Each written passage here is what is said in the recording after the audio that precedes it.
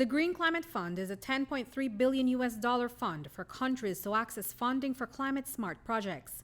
So these are projects that limit or reduce greenhouse gas emissions, as well as projects that help vulnerable countries like Belize to adapt to the impacts of climate change, such as heat waves, extended droughts, storms, and sea level rise.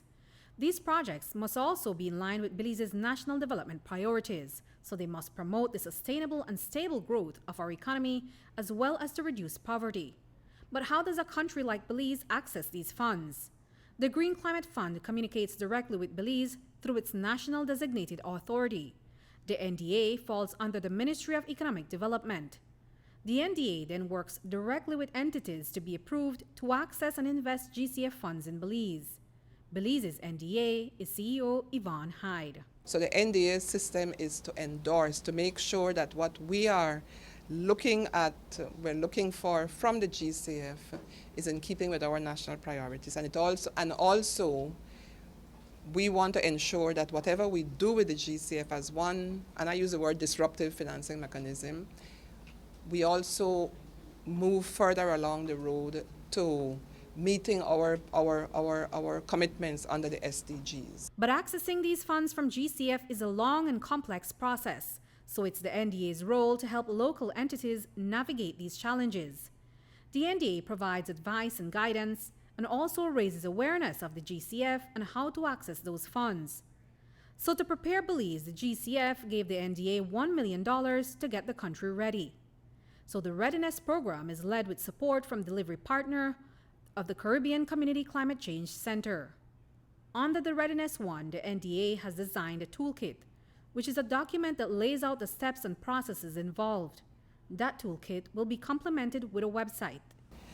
But once you delve through the multitude of information which is there on the GCF, and once you're able to understand that there are several ways of accessing funding, some quicker than others, the toolkit will help potential beneficiaries to learn more about the GCF and to learn how to access, how to use the information and how to use GCF's procedures to their best advantage. Belize can access funds through the Caribbean Community Climate Change Center, which is one of the first regionally accredited institutions.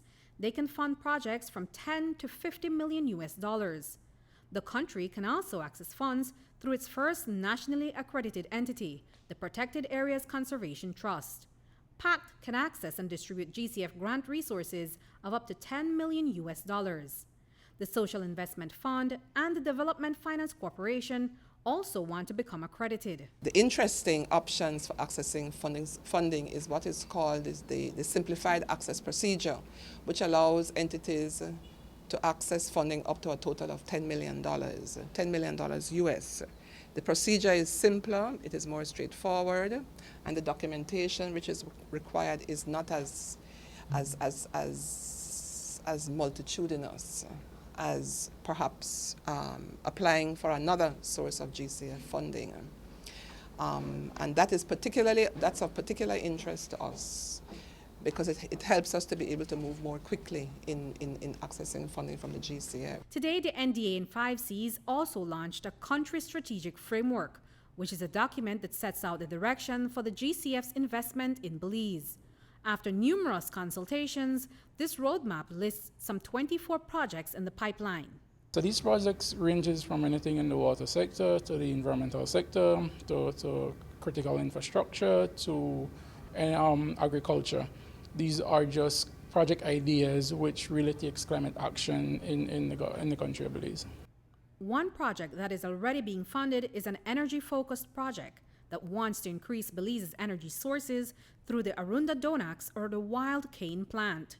The project is trying to find out if the grass can be planted on a commercial scale to be used as a fuel in the BSI furnace to generate renewable electricity.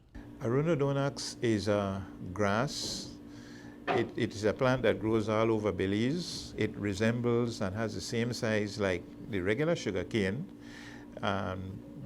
What happened, the center has partnered with the sugar factory at BSI in Orange Walk to determine whether this grass can be used as a supplemental fuel.